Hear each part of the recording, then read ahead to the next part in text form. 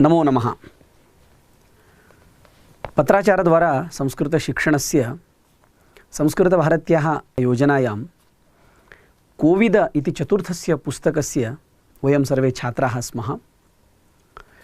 तस्मिन् अन्वयक्रमः इति विषयः यः तस्य पुस्तकक्रमस्य पञ्चमविभागः अस्ति तं वयं क्रमेण पश्यन्तः स्मः।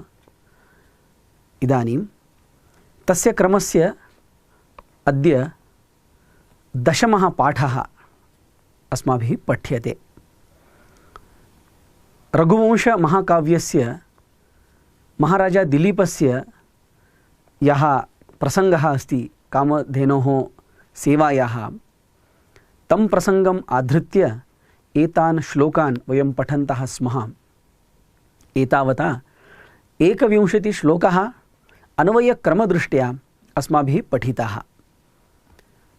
तमेव क्रमम् अनुसरन्तः अग्रिमं श्लोकं नाम तस्मिन् क्रमे 22तमं श्लोकं दशमपाठस्य च प्रथमं श्लोकं वयं पठामः। भक्त्या गुरौ मयि अनुकम्पया च प्रीतास्मि ते पुत्रवरं वृणीष्व। न केवलानां पयसां प्रसूतिम्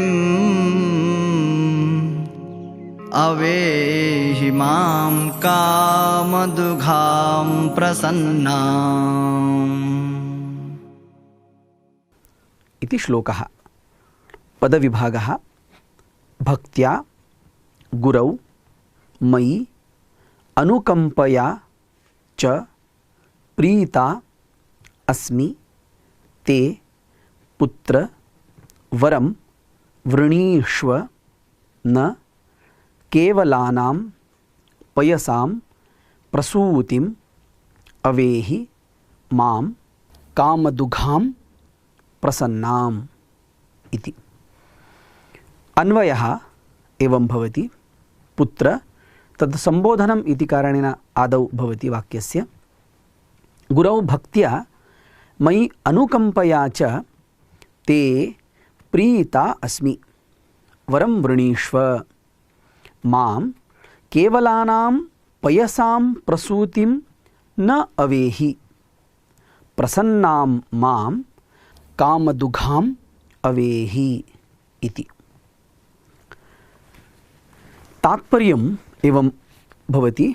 प्रथमं पठामः, अनन्तरम् आवश्यकं चेत् स्पष्टं कर्तुं प्रयत्नं कुर्मः। गुरोः वसिष्ठस्य विषये दिलीपस्य भक्तिः अनुपमा आसीत्। तथैव धेनोः विषये अपि दया अपि आसीत्। नन्दिनी इदम् उभयमपि मनसि निधाय कथयति, पुत्र अहं प्रसन्ना। यं वरम् इच्छसि तं स्वीकर्तुम् अर्हसि। इयं धेनुः कं वा वरं दद्यात् इति संशयः मास्तु। यथा अहं क्षीरदायिनी अस्मि तथैव प्रसन्ना अहम् अपेक्षितं वस्तु अपि दातुं समर्था अपि। अहं कामदुघा अस्मि, अतः वरं स्वीकुरु इति। एषः महाराजा दिलीपः गुणद्वयान्वितः आसीत्। किमिति चेत् गुरौ वसिष्ठे तस्य भक्तिः आसीत्, इतोपि एतस्यां धेन्वां तस्य अनुकम्पा अपि आसीत्। अतः गुणद्वयेन एतेन प्रसन्ना धेनुः तं महाराज दिलीपं वदति, अहं प्रसन्ना अस्मि, अतः त्वं व्रणम् इच्छ इति। केवलं पयः दातुं शक्नोमि तादृशी सामान्या काचित् धेनुः अस्मि इति मा चिन्तय, तथा शङ्कां मा कुरु। अहं प्रत्यक्षं कामदुधा अस्मि इति कारणेन यां कामपि इच्छां, यं कमपि वरं पृच्छसि, अहं तं वरं दातुं समर्था अस्मि इति अस्य श्लोकस्य तात्पर्यम्। वयं स्मरन्तः स्याम, अत्यन्तं श्रद्धया स्वस्य शरीरमपि पणीकृत्य सिंहात् महाराजा दिलीपः तां धेनुं रक्षितवान् आसीत्। एतत् सर्वं सः किमर्थं कृतवान्? गुरोः धेनुः यज्ञवस्तु इति कारणेन तस्याः रक्षणं मम कर्तव्यम् इति ज्ञात्वा सः एतत् कृतवान्। अतः गुरौ भक्तिः, मयि नाम धेनौ अनुकम्पा इति द्वयमपि अस्ति इति कारणेन कामदूतः प्रसन्ना अभवत्। एतादृशं वरं पृच्छ इति तम् उक्तवती च इति तस्य श्लोकस्य तात्पर्यम्। अन्वयरचनां पश्यामः। अस्मि इति क्रियापदं। का अस्मि? अहम् अस्मि। कीदृशी अस्मि? प्रीता अस्मि। कस्मै प्रीता? ते प्रीता। कया प्रीता? भक्त्या प्रीता। कस्मिन् भक्तिः? गुरौ भक्तिः। पुनः कया प्रीता? अनुकंपया प्रीता। कस्याम् अनुकंपया? मयि नाम धेन्वाम् इति अर्थः। इति प्रथमक्रियापदस्य प्रपञ्चः। अपरं क्रियापदमस्ति वृणीष्व, स्वीकुरु इति अर्थः। कः स्वीकुरु, कः वृणीष्व? त्वम् इति अर्थः। किं वृणीष्व? वरं वृणीष्व। अत्र तृतीयं क्रियापदं भवति अवेहि। न इत्यस्य तेन सह प्रत्यक्षं सम्बन्धः इति कारणेन न अवेहि इति पूर्णं विषयं वयं स्वीकुर्मः।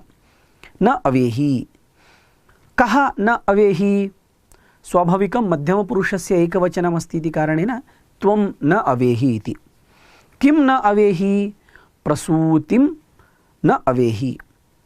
केषां प्रसूतिं? पयसां प्रसूतिं। कीदृशानां पयसां? केवलानां पयसां। कां न अवेहि? मां न अवेहि इति न सहितस्य अवेहि इति क्रियापदस्य प्रश्नप्रपञ्चः। अवेहि इत्यस्य अन्यत्रापि अन्वयः भवति। अतः पार्थक्येन तदपि विचिन्त्य तत्र अवेहि इति क्रियापदम् अस्ति इति मत्वा पुनः प्रश्नं पृच्छामः। अवेहि किम् इति? कः अवेहि? त्वम् अवेहि इति ततः आरम्भः भवति। काम् अवेहि? माम् अवेहि। कीदृशीं मां? कामदुघां मां। पुनः कीदृशीं? प्रसन्नां माम् अवेहि इति। एवं क्रमेण अस्माकम् अन्वयरचना। पदविवरणं पश्यामः। इकारान्तः स्त्रीलिङ्गः भक्तिशब्दः। तस्य तृतीया विभक्तेः एकवचनमस्ति भक्त्या। गुरुशब्दः उकारान्तः पुंलिङ्गः। सप्तमविभक्तेः एकवचने अत्र अस्ति गुरौ इति। दकारान्तः अस्मच्छब्दः। तस्य सप्तमविभक्तेः एकवचनम् अत्र प्रयुक्तं मयि। अनुकंपा शब्दस्य आकारान्तस्य स्त्रीलिङ्गस्य तृतीया विभक्तेः एकवचनं वयं दृष्टवन्तः अनुकंपया इति। च इति अव्ययम्। प्रीता आकारान्तस्य स्त्रीलिङ्गशब्दस्य प्रथमा विभक्तेः एकवचनम् अत्र अस्ति। क्रियापदं कीदृशम्? अस् इति धातुः परस्मैपदिनः धातोः एतस्य वर्तमानकाले लट् लकारस्य उत्तमपुरुषस्य एकवचनम् अत्र प्रयुक्तमस्ति अस्मि इति। युष्मत् शब्दस्य दकारान्तस्य चतुर्थी विभक्तेः एकवचनम् अस्ति ते इति। अत्र ते इति कथं? तुभ्यं ते, युवाभ्यां वां, युष्मभ्यं वः इति वयं वैकल्पिकरूपाणि पठितवन्तः खलु। तदेव रूपमेतद् ते इति चतुर्थी विभक्तेः एकवचनम् इति अवगन्तव्यम्। पुत्र इति अकारान्तस्य पुंलिङ्गशब्दस्य सम्बोधनप्रथमा विभक्तेः एकवचनमस्ति पुत्र इति। अकारान्तः पुंलिङ्गशब्दः वर इति द्वितीया विभक्तौ एकवचने अत्र अस्ति वरम् इति। वृणीष्व इति कीदृशं रूपं? तद् वृधातुः तस्य आत्मनेपदिनः लोट् लकारस्य मध्यमपुरुषस्य एकवचनम् अस्ति वृणीष्व। न इति अव्ययम्। अनन्तरं केवलशब्दः कीदृशः? केवलस्य इति अस्ति खलु, अकारान्तः नपुंसकलिङ्गशब्दः, तस्य षष्ठीविभक्तेः एकवचनम् अस्ति। पयः शब्दः सकारान्तः, अस्माभिः द्रष्टव्यं, नपुंसकलिङ्गः, षष्ठीविभक्तेः बहुवचनमस्ति पयसाम् इति। प्रसूतिशब्दः इकारान्तः स्त्रीलिङ्गः, तस्य द्वितीयाविभक्तेः एकवचनं भवति प्रसूतिम्। अनन्तरम् अव इति उपसर्गपूर्वकः इण् धातुः अस्ति, तस्य परस्मैपदिनः धातोः लोट् लकारस्य मध्यमपुरुषस्य एकवचनम् अवेहि इति भवति। अस्मच्छब्दः दकारान्तः, तस्य द्वितीयाविभक्तेः एकवचनं भवति माम् इति। कामदुघा शब्दः आकारान्तः स्त्रीलिङ्गः शब्दः, तस्य द्वितीयाविभक्तेः एकवचनं भवति कामदुघाम्। प्रसन्ना इति पुनः आकारान्त एव शब्दः, तादृशः स्त्रीलिङ्गः, तस्यापि द्वितीयाविभक्तेः एकवचनं भवति प्रसन्नाम्। एतस्मिन् प्रथमे श्लोके कोऽपि समासः न दृश्यते, अतः समास इति विषयः अत्र द्रष्टव्यः न भवति। तर्हि अग्रिमं श्लोकं पश्यामः। नन्दिनीधेनोः वचनं श्रुत्वा राजा विनीतः अञ्जलिं बद्ध्वा वंशोद्धारार्थं सुदक्षिणायां सन्तानं प्रार्थितवान्। सः तस्य हेतुः आसीत् इति कारणेन मयि अपत्यं भवतु, अस्माकं वंशवृद्धिर्भवतु इति मनसि निधाय सः तां प्रसन्नां धेनुं पुत्रम् इष्टवान्, तस्मात् पुत्रम् इष्टवान्। तस्मिन् विषये कः एव अस्ति अग्रिमः श्लोकः, पठामः। सन्तानकामाय तथेति कामम् राज्ञी प्रतिश्रुत्य पयस्विनी सा दुग्ध्वा पयः पत्रपुटे मदीयम् पुत्रोपभुङ्क्षेति तमादिदेश इति। पदविभागः सन्तानकामाय तथा इति कामं राज्ञे प्रतिश्रुत्य पयस्विनी सा दुग्ध्वा पयः पत्रपुटे मदीयं पुत्र उपभुङ्क्ष्व इति तम् आदिदेश इति। अन्वयः एवं भवेत्। सा पयस्विनी सन्तानकामाय राज्ञे तथा इति कामं प्रतिश्रुत्य पुत्र मदीयं पयः पत्रपुटे दुग्ध्वा उपभुङ्क्ष्व इति तम् आदिदेश इति। तात्पर्यं किम्? चक्रवर्ती दिलीपः सन्तानार्थं धेनुं नन्दिनीं प्रार्थयामास। सन्तुष्टा सा गौः तथास्तु इति वरं दत्तवती, कार्यमपि सूचितवती। मदीयं क्षीरं पर्णानां पात्रे दुग्ध्वा ततः पिब इति राजानं सा असूचयत्। महाराज दिलीपस्य सेवया प्रसन्ना भूत्वा सा तथास्तु इति उक्तवती। महाराज तव पुत्रः भवतु इति तस्य अर्थः। किन्तु एवमेव उक्त्वा न समापितवती, किञ्चन कार्यमपि उक्तवती कर्तुं। किं तत्? पत्राणां पात्रे मम दुग्धं दुग्ध्वा तत् पिब इति उक्तवती। तद् पीत्वा अग्रिमं कार्यं किं करणीयम् इत्यपि सा सूचितवती। अतः तस्य महाराजस्य या इच्छा आसीत् तस्याः इच्छायाः अनुगुणं सः वरं प्राप्तवान् आसीत्, एकं कार्यमपि प्राप्तवान् आसीत्। अन्वयरचनां पश्यामः। आदिदेश, का आदिदेश? सा आदिदेश। कीदृशी सा? पयस्विनी सा। कम् आदिदेश? तम् आदिदेश। किं कृत्वा आदिदेश? प्रतिश्रुत्य आदिदेश। किं प्रतिश्रुत्य? कामं प्रतिश्रुत्य। कस्मै प्रतिश्रुत्य? राज्ञे प्रतिश्रुत्य। कीदृशाय राज्ञे? सन्तानकामाय राज्ञे। किमिति प्रतिश्रुत्य? तथास्तु इति अर्थः। इति प्रथमः क्रियापदविशेषः। द्वितीयमस्ति उपभुङ्क्ष्व इति क्रियापदं, स्वीकुरु इति अर्थः। कः उपभुङ्क्ष्व?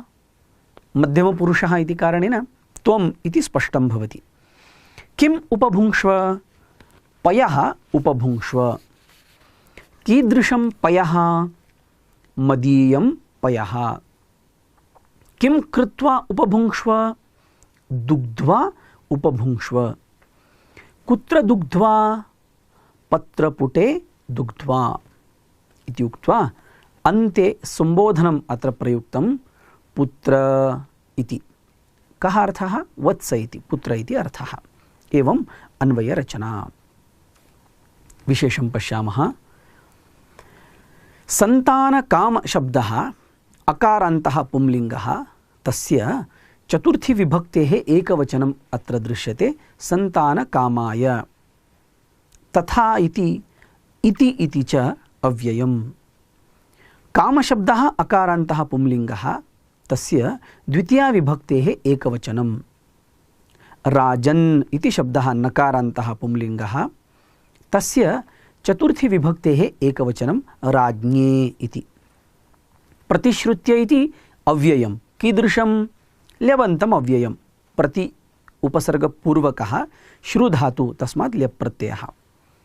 पयस्विनी ईकारान्तः शब्दः स्त्रीलिङ्गः, प्रथमाविभक्तेः एकवचने अत्र अस्ति। तद् शब्दः दकारान्तः स्त्रीलिङ्गः, प्रथमाविभक्तेः एकवचने अस्ति। दुग्ध्वा इति दुहधातोः त्वान्तरूपं, त्वा इति प्रत्ययः तस्मात् धातोः अस्ति, अतः तदपि त्वान्तम् अव्ययम्।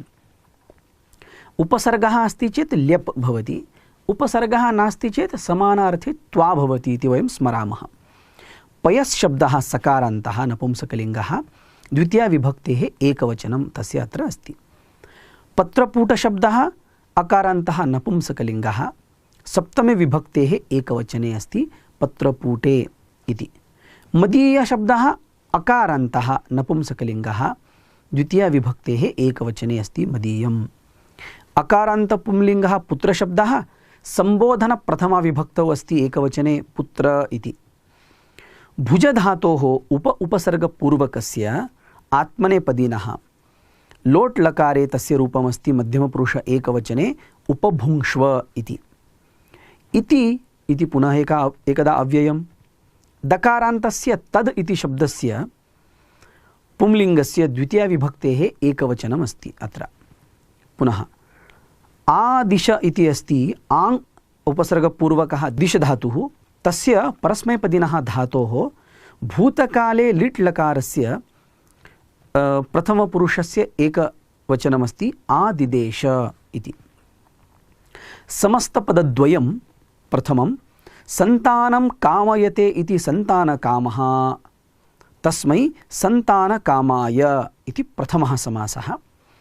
पत्राणां पुटं पत्रपुटं, तस्मिन् षष्ठी तत्पुरुषसमासः इति अस्ति, पत्रपुटे इति क्रमेण द्वितीयश्लोकः अपि अस्माभिः समापितः।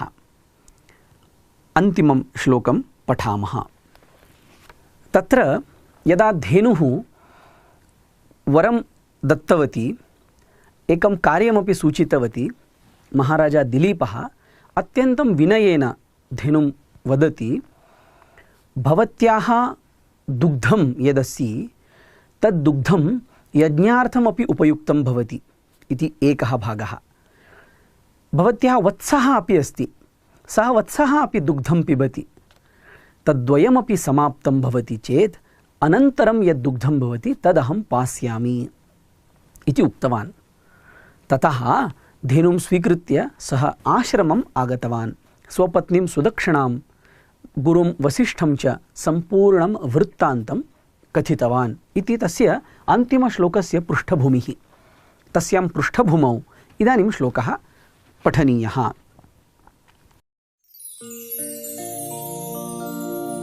सनन्दिनी स्तन्यमनिन्दितात्मा सद्वत्सलो वत्सहुतावशेषम् पपौ वसिष्ठेन कृताभ्यनुज्ञः शुभ्रं यशो मूर्तमिवाति तृष्णः इति पदविभागः। सः नन्दिनी स्तन्यम् अनिन्दितात्मा सद्वत्सलः वत्सहुतावशेषं पपौ वसिष्ठेन कृताभ्यनुज्ञः शुभ्रं यशः मूर्तम् इव अतितृष्णः इति। अन्वयः भवति अनिन्दितात्मा सद्वत्सलः वसिष्ठेन कृताभ्यनुज्ञः सः वत्सहुतावशेषं नन्दिनीस्तन्यं शुभ्रं मूर्तं यशः इव अतितृष्णः सन् पपौ इति। तात्पर्यम् अन्येद्युः अपरदिने वसिष्ठाश्रमे अग्निहोत्रविधिः समाप्तः। यद् अग्निहोत्रम् आश्रमेषु प्रतिदिनं भवति सः विधिः समाप्तः। वत्सः अपि तस्य धेन्वः क्षीरं पीतवान्। ततः दिलीपः अवशिष्टं क्षीरं वसिष्ठस्य अनुमतिं सम्प्राप्य अपिबत्। क्षीरम् अतीव स्वच्छं श्वेतञ्च आसीत्। कीर्तिः एव शरीरं धृत्वा समागता इव भासते स्म इति कवेः कल्पना। तादृशम् अपूर्वं क्षीरम् अतीव आशापूर्वकं दिलीपः पीतवान्। का आशा? पुत्रप्राप्तेः आशा इति अवगन्तव्यम्। अन्वयरचना पपौ पीतवान् इति अर्थः। कः पपौ? सः पपौ। कीदृशः सः? अनिन्दितात्मा सः। पुनः कीदृशः? सद्वत्सलः। पुनः कीदृशः? कृताभ्यनुज्ञः। केन कृताभ्यनुज्ञः? वसिष्ठेन कृताभ्यनुज्ञः। कीदृशः सन् पपौ? अतितृष्णः सन् पपौ। किं पपौ? नन्दिनीस्तन्यं पपौ। कीदृशं नन्दिनीस्तन्यं? वत्सहुतावशेषं। पुनः कीदृशं? शुभ्रं। किम् इव पपौ? यशः इव पपौ। कीदृशं यशः? मूर्तं यशः इति अन्वयरचना। पदविवरणं पश्यामः। दकारान्तः पुंलिङ्गः तद् शब्दः तस्य प्रथमाविभक्तेः एकवचनं सः इति भवति। तत्र विसर्गस्य लोपः भवति समासकारणेन। नन्दिनीस्तन्यशब्दः अकारान्तः नपुंसकलिङ्गः द्वितीयाविभक्तेः एकवचनं भवति नन्दिनीस्तन्यम्। नकारान्तः अनिन्दितात्मन् शब्दः पुंलिङ्गे प्रथमविभक्तेः एकवचनं भवति अनिन्दितात्मा इति। सद्वत्सलशब्दः अकारान्तः पुंलिङ्गः तस्य प्रथमाविभक्तेः एकवचनं सद्वत्सलः। वत्सहुतावशेषशब्दः अकारान्तः नपुंसकलिङ्गः द्वितीयाविभक्तेः एकवचनं। यथा वयम् अष्टमे पाठे दृष्टवन्तः वत्सहुतावशेष इति शब्दः सन्दर्भानुसारं पुंलिङ्गे वा स्त्रीलिङ्गे वा नपुंसकलिङ्गे वा भवितुम् अर्हति, किन्तु अत्र एतस्मिन् श्लोके पयः इत्यस्य दुग्धम् इत्यस्य विशेषणम् अस्ति इति कारणेन नपुंसकलिङ्गरूपेण एव वयं तं शब्दं स्वीकृतवन्तः स्मः। तस्य द्वितीयाविभक्तेः एकवचनमत्र प्रयुक्तमस्ति। पपौ इति कीदृशं रूपं? पा धातुः पिबति इति यस्य रूपं वयं परिचिनुमः, तस्य पा धातोः परस्मैपदिनः भूतकालस्य लिट् लकारस्य प्रथमपुरुषस्य एकवचनम् अस्ति पपौ इति। वसिष्ठशब्दः अकारान्तपुंलिङ्गः, तस्य वसिष्ठशब्दस्य तृतीयाविभक्तेः एकवचनं भवति वसिष्ठेन। कृताभ्यनुज्ञः इति शब्दः अकारान्तः पुंलिङ्गः, तस्य प्रथमाविभक्तेः एकवचनं। शुभ्रशब्दः अकारान्तः नपुंसकलिङ्गः, तस्य द्वितीयाविभक्तेः एकवचनमत्र प्रयुक्तमस्ति। यशश्शब्दः सकारान्तः नपुंसकलिङ्गः, द्वितीयाविभक्तेः एकवचनं भवति। मूर्तशब्दः अकारान्तः नपुंसकलिङ्गः, तस्यापि द्वितीयाविभक्तेः एकवचनम्। इव अव्ययम्। अतितृष्णशब्दः अकारान्तः पुंलिङ्गशब्दः, तस्य प्रथमाविभक्तेः एकवचनम् एतस्मिन् श्लोके अस्ति। समासाः सन्ति वा? बहवः सन्ति। नन्दिन्याः स्तन्यं षष्ठीतत्पुरुषसमासः, तत् इति नन्दिनी स्तन्यम्। न निन्दितः अनिन्दितः नयतत्पुरुषसमासः। अनिन्दितः आत्मा यस्य सः इति अनिन्दितात्मा बहुव्रीहिसमासः। सत्सु वत्सलः सद्वत्सलः इति सप्तमी तत्पुरुषसमासः। कृता अभ्यनुज्ञा यस्य सः बहुव्रीहिसमासः। अनन्तरम् अतिशयिता तृष्णा यस्य सः इति एषः अपि अतितृष्णः इति बहुव्रीहिसमासः एव। एवं क्रमेण एतस्य अन्तिमश्लोकस्य समासानपि वयं दृष्टवन्तः। अग्रे विषयद्वयं परिच्छेदेन लिखितमस्ति, एकदा पठामः। अन्यद्युः आचार्यः वसिष्ठः व्रतसमाप्तिं कृतवन्तं राजानं तस्य पत्नीं सुदक्षिणां चापि स्वस्तिकथनपूर्वकं राजधानीं प्रति प्रेषितवान्। पत्नीसहितः दिलीपः धेनुम् आचार्यम् अरुन्धतीं च प्रदक्षिणीकृत्य नगरं प्रति प्रस्थितः। पत्नीसहितः प्राप्तवरः राजा राजधानीं प्राप्तवान्। सर्वे जनाः सन्तुष्टाः अभवन्। पुनरपि राज्यभारं स्वीकृतवान् दिलीपः। किञ्चित् कालानन्तरं पत्नी सुदक्षिणा गर्भं धृतवती। मुनीनाम् आशीर्वादः धेनोः वराः च सफलः अभवत्। धेनोः सेवां कृत्वा महाराजा दिलीपः आश्रमम् आगतवान्। आश्रमे यज्ञविधिं तस्य समाप्तिं च कृत्वा तदनन्तरं सः स्वराज्यं गतवान् इति अस्माभिः स्मर्तव्यम्।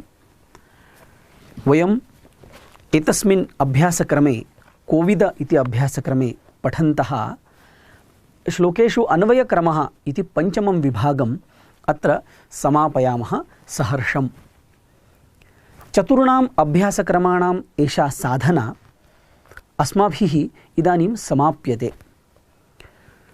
वयं कञ्चित् विषयं स्वीकृत्य पठन्तः स्मः। सर्वोऽपि ज्ञानराशिः एकेन क्षणेन केनचित् लघुना अभ्यासक्रमेण समाप्तः भवति इति नास्ति। क्रमेण पठन्तः एकैकं विषयम् आस्वाद्य अवगत्य वयम् अग्रे गच्छामः चेत् अस्माकं तृप्तिः अपि भवति, ज्ञानमपि भवति।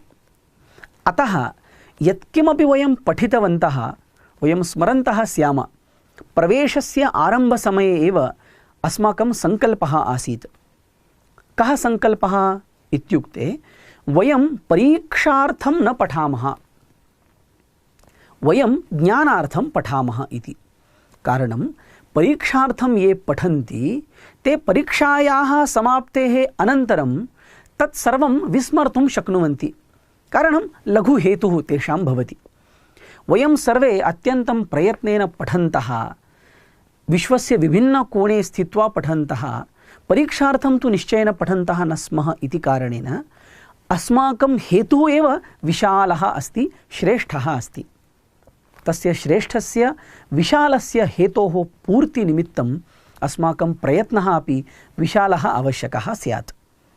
अतः यद्यपि रुचिप्राप्त्यर्थं, विषयस्य अवगमनार्थं, सारल्यार्थं च एतस्मिन् अभ्यासक्रमे रघुवंशस्य केवलं 24 श्लोकाः अस्माभिः स्वीकृतः, किन्तु एतैः श्लोकैः न अलम्। वयम् इतः कथं पठनीयम् इति विषयं ज्ञात्वा प्रत्यक्षं रघुवंशम् एकदा पठेम। आरम्भे काञ्चित् टीकां स्वीकुर्मः। यः तस्य स्पष्टीकरणम् उक्तवान् स्यात् टीकायां, तादृशस्य कस्यचन लेखकस्य टीकां स्वीकृत्य पठामः।